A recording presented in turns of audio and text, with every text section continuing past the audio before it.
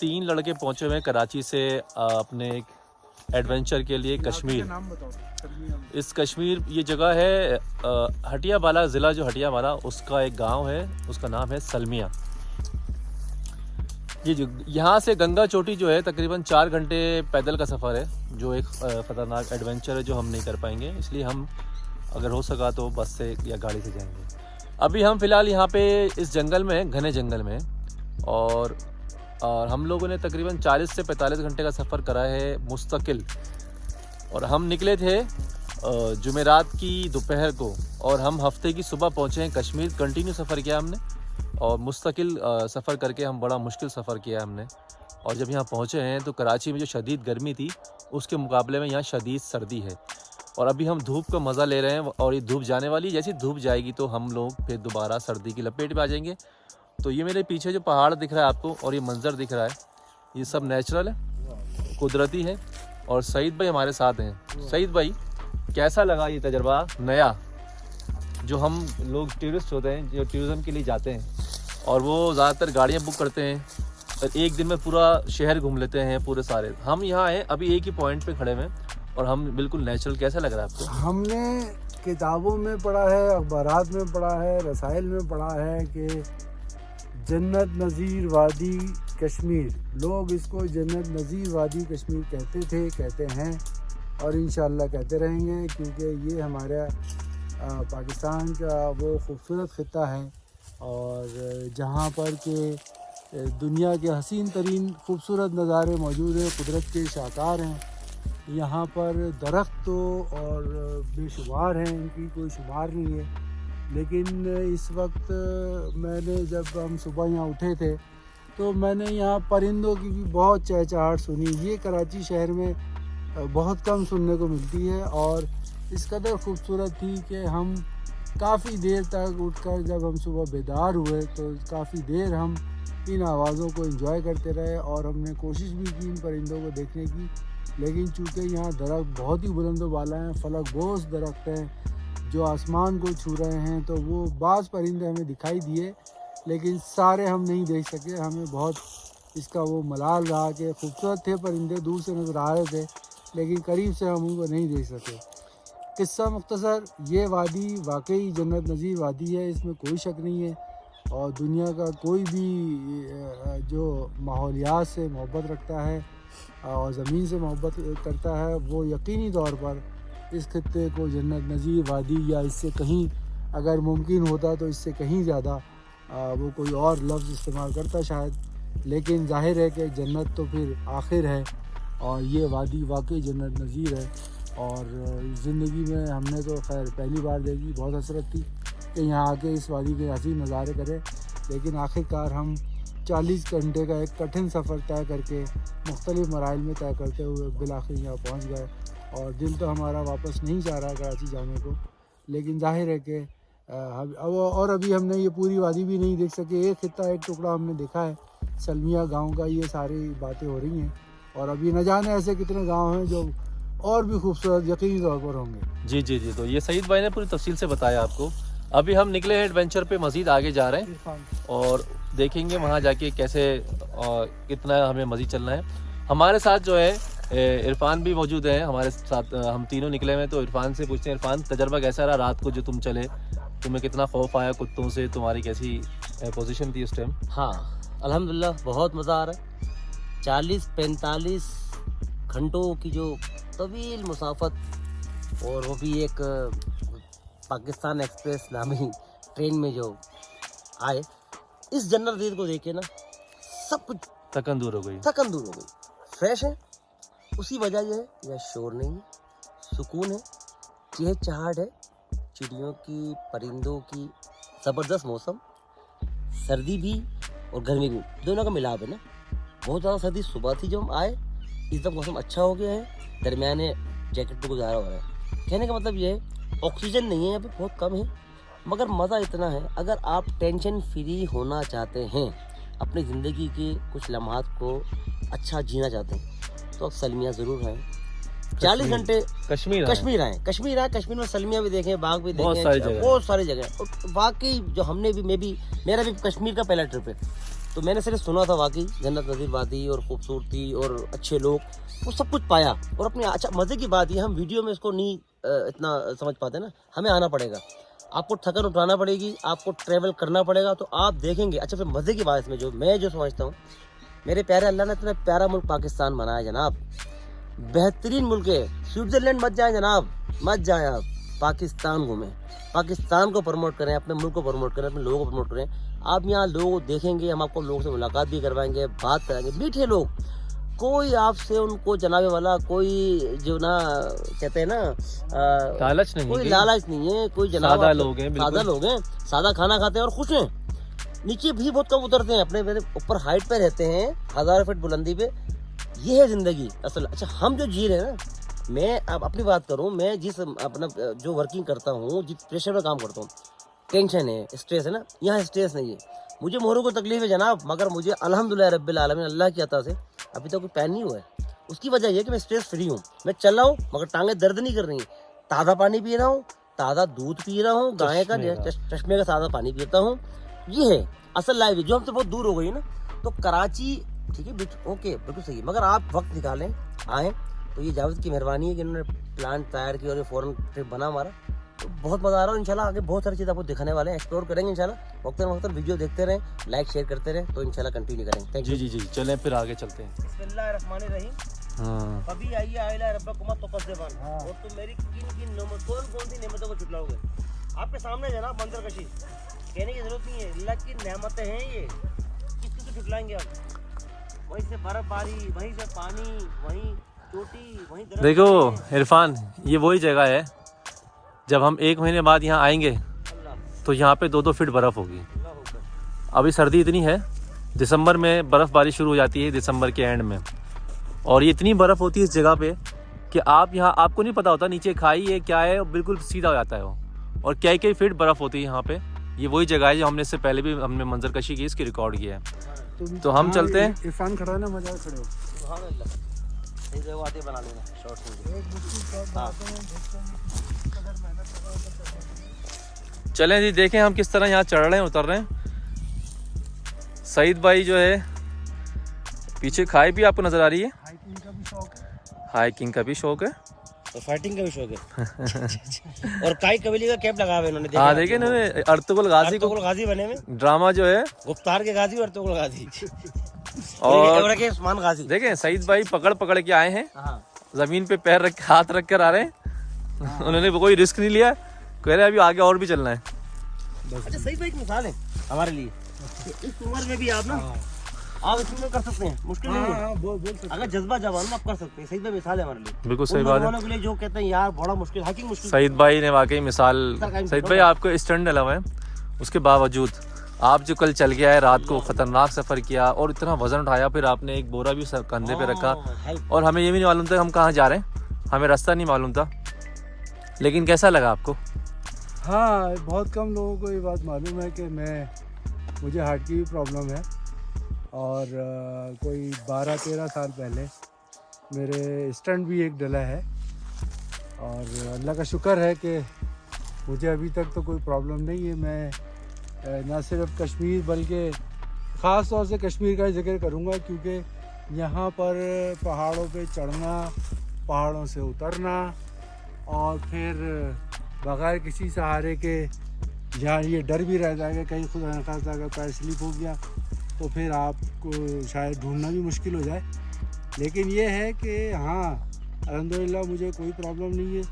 यहाँ आके मैं बिल्कुल बहुत पुरसुकून और हल्का फुल्का महसूस कर रहा हूँ, और मुझे लगता है कि ये जगह शायद ऐसे ही मेरे ही जैसे लोगों के लिए बनी है कि हम शहर की क्या उसको कहना चाहिए, हंगामा खेज ज़िंदगी को छोड़कर, और हमें शायद थोड़ा बहुत वक्त यहाँ ज़रूर गुजारना चाहिए, क्योंकि ये एक ऐसी जगह है कि जिसके आपकी सेहत पे बहुत अच्छे असरात पड़ते हैं, और यकीनी तौर पर आप इन लम्हात को भूल नहीं पाएंगे।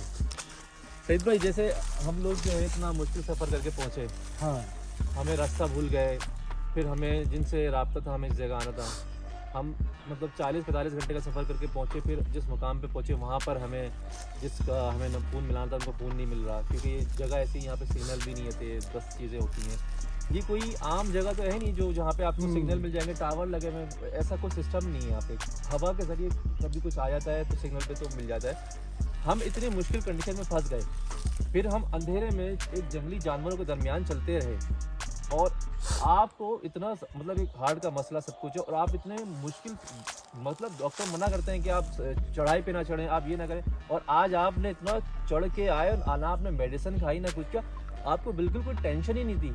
और ये जो जगह थी कैसा लगा सही भाई कि हाँ देखिए जावेद, जब हमारा ये प्रोग्राम अल्लाह ताला ने ये बनवा दिया और हमें यहाँ आने की तौफीक भी हुई, तो मैंने एहतियातन, चूँकि मैं उसकी हार्ट की दवाएं खाता हूँ, तो मैंने एहतियातन वो दवाएं अपने साथ रखी हैं यकीनी तौर पर, कि मुझे शायद ये गुमान था कि ऐसा ना हो कि कहीं वहाँ जाके मेरा ऑक्सीजन लेवल कम हो जाए, क्योंकि बहुत चढ़ाई पर हमें जाना था। तो अल्हम्दुलिल्लाह अभी जहाँ हम मौजूद है इससे भी ऊपर हम एक जगह पर ठहरे हुए हैं, लेकिन अल्हम्दुलिल्लाह मुझे कोई प्रॉब्लम नहीं हुई। हाँ, जब हम रात को सुबह यानी सुबह 6 साढ़े 6 बजे करीब जब अपने मतलूबा मकाम पर पहुँचे थे, तो जाहिर है कि ये वादी है, यहाँ उस वक्त रोशनी का कोई ऐसा इंतज़ाम नहीं है, तो हमारे लिए बिल्कुल एक नई जगह और अंधेरा, धूप अंधेरा था, क्योंकि जाहिर है कि इतने बुलंदो बाला पहाड़ हैं कि सूरज की रोशनियाँ पहुँचने में भी यहाँ टाइम लगता है। लेकिन ये कि मैंने उस वक्त भी बस, जाहिर है कि सब लोगों की तरह मुझे भी अल्लाह की ज़ात पे भरोसा यकीन है कि यकीनी तौर पर हमारी मुश्किलात कम होंगी, और मैं एक बार इसी आसरे पे मैं भी चल पड़ा आपके साथ और आपकी रहनुमाई में, और हमने कोई पता नहीं सैकड़ों फुट बुलंद हम मकाम पर अपने पहुँचे, और सांस ज़रूर मेरी वो फूली थी, लेकिन ऐसा नहीं हुआ कि खुदा न खास्ता मुझे कोई प्रॉब्लम हुई हो और मुझे कोई किसी दवा का सहारा लेना पड़ा हो। मैं बहुत यहाँ बिल्कुल अपने आप को हशाश फील कर रहा हूँ। देखिए, अभी हम आपको ये बताना चाह रहे हैं कि हम जिस मकाम पे मौजूद हैं, इस जगह का नाम जो है ये आज़ाद कश्मीर, सूबा आज़ाद कश्मीर है। यहाँ पे डिस्ट्रिक्ट जो है हटिया वाला है, उसके ऊपर जो है मज़ीद जो है तकरीबन 2 घंटे का सफ़र होता है, जिसके चिकार पहुँचते हैं। चिकार के बाद अब आप पहुँचते हैं सलमिया गाँव। फिर सलमिया गाँव उतरने के बाद हम तकरीबन 1 घंटे के करीब पैदल सफ़र करा, रात को अंधेरे धूप के अंदर, उसमें मोबाइल की लाइटों से। उसके बाद हम यहाँ पहुँचे। मैं आपको ये बताना चाहता हूँ कि जो लोग गाड़ियाँ करके पूरी गाड़ी करके एक दिन में 20 मकामात देखते हैं ना, हम उससे बेहतर हैं। क्यों? हम यहाँ पे रहने के लिए आए हैं, हम इसको जगह को पूरा डिस्कवर करने आए। हम जानना चाहते हैं यहाँ के लोग किस तरह रहते हैं, उनका तरीक़ेकार क्या है। और हम जब एक बाहर शहर से आके यहाँ गांव में रह रहे हैं, उसके अलावा यहाँ पे मोबाइल की कोई इतनी ख़ास सर्विस नहीं है, बिजली का इंतज़ाम कोई इतना अच्छा नहीं है, और यहाँ पे मतलब किसी को भी कोई इमरजेंसी हो जाएगी तो उसको ऊपर लाना ले जाना एक तरह से इम्तिहान है, क्योंकि कोई यहाँ पे कोई लिफ्ट थोड़ी लगी हुई, कोई सीढ़ियाँ थोड़ी हैं। ये सारी पगडंडी है, देख रहे हैं आप, इस रास्ते पे हम चलते हुए आए हैं और अभी वापस इस तरह जाना भी है। तो बताने का मकसद ये है कि कहीं जाके रहना जो है ना, उसका जो इंजॉयमेंट है वो बिल्कुल अलग है, बहुत ही एक नया तजर्बा है। अच्छा, मैं यहाँ आता रहता हूँ, कश्मीर में बहुत सारे मकामात देखे, तो हम सब ने यही प्लान किया था कि हम नीलम की पट्टी भी जा सकते हैं, क्योंकि नीलम बहुत खूबसूरत है। हम नीलम के लिए यहाँ से जाना पड़ेगा, मज़ीद 6-8 घंटे का सफ़र और करना पड़ेगा। हम पहाड़ पे हैं, नीलम थोड़ा नीचे है, हम दोबारा नीचे उतरेंगे, फिर दूसरा रास्ता है अलग से नीलम का, वहाँ से फिर नीलम जाएंगे। वैसे तो कश्मीर बहुत बड़ा है, बहुत बड़ा है, कोई नो डाउट। हम इस वक्त एक गाँव में रुके हैं, और इस गाँव के अंदर ही अभी एक सिर्फ इतने से हिस्से को देखा, एक जगह खड़े हुए हैं 15-20 मिनट के चलने के बाद। अगर हम अब इसको दिखाएं कि अगर हम आपको दिखाएं कि हमें वहाँ जाना चाहें, हम जाना चाहते हैं उस पहाड़ पे, तो हमें कोई ऐसा नहीं है कि हम अभी चले जाएंगे छलांग मार के, ऐसा कुछ नहीं है। पूरा उतरेंगे, दोबारा चढ़ेंगे। यहाँ पे सब कुछ नेचुरल है, यहाँ पे कोई सिस्टम नहीं है, कोई गाड़ी नहीं है, कोई कन्वेंस नहीं है, कोई हेलीकॉप्टर नहीं है, सब कुछ यहाँ पे सब जो कुछ है पैदल हाइकिंग है, आपको पैदल ही चलना है और कोई सिस्टम नहीं है। और ये देखें, मैं आपको एक और बात बता दूँ, हम कराची वाले तो बाथरूम भी मोटरसाइकिल पे जाते हैं ना, हम लोग तो एक कदम भी नहीं चलते पैदल, हर चीज़ के लिए गाड़ी रखी हुई हमने।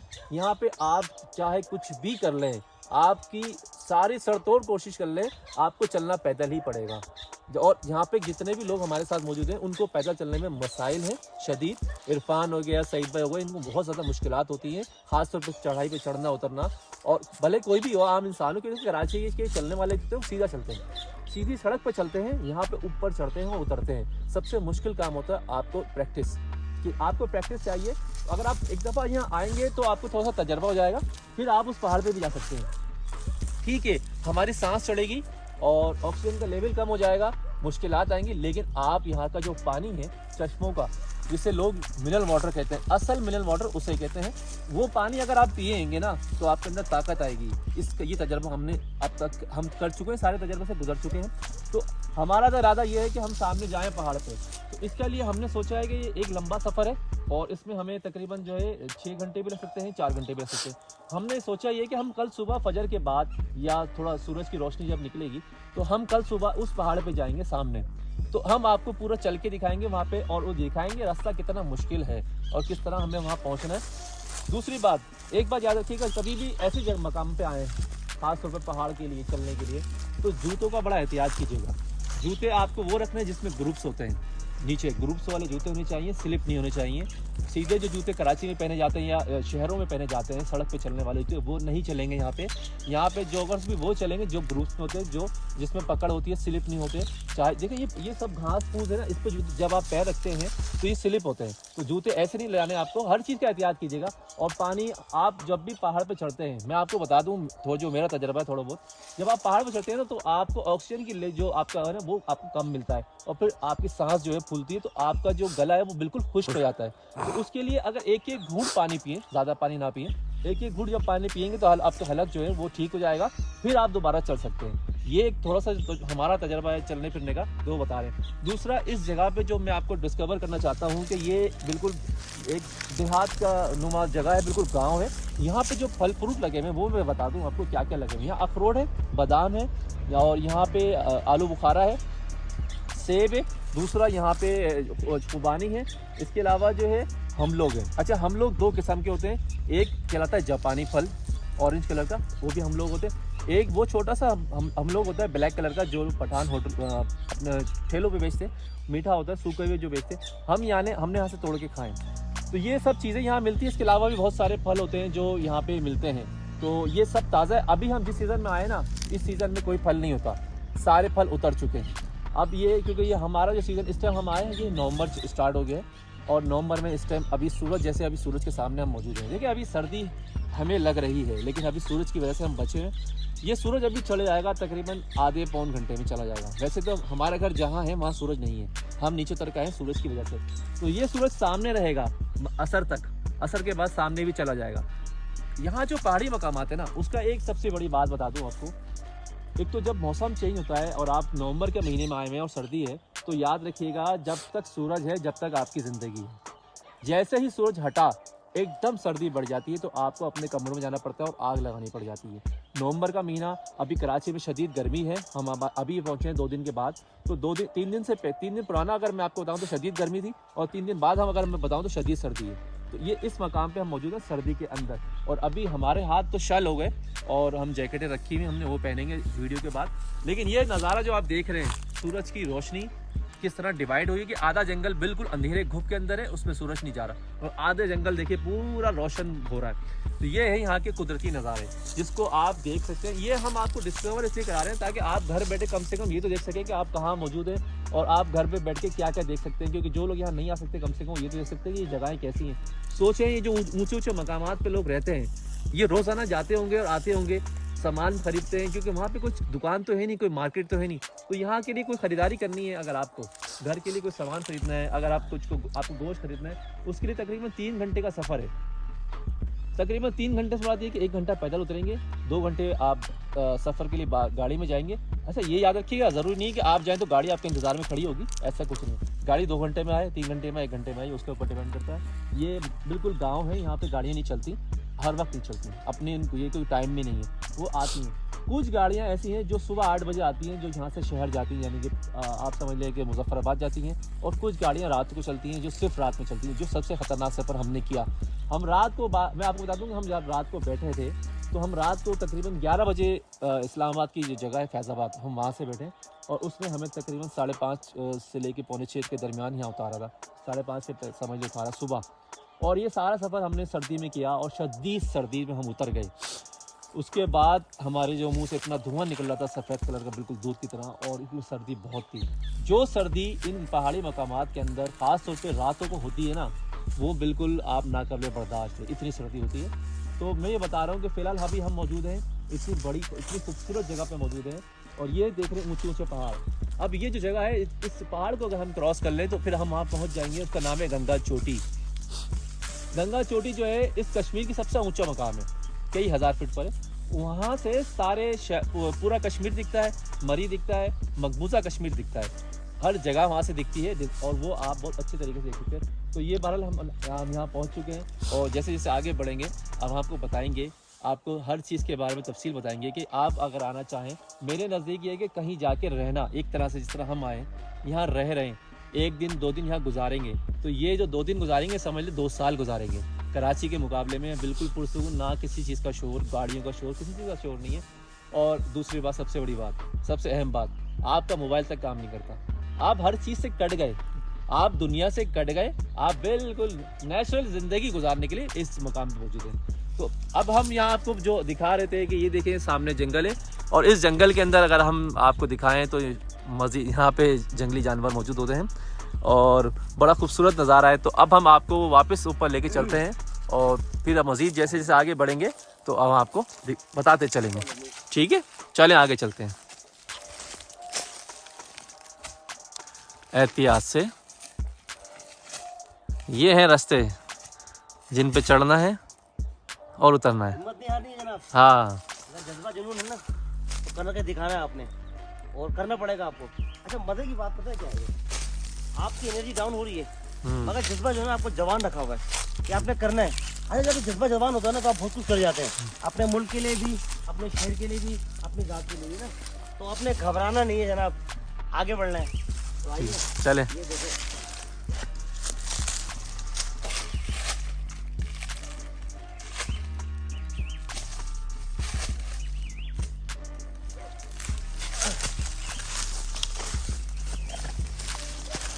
ये देखो, बहुत प्यारा।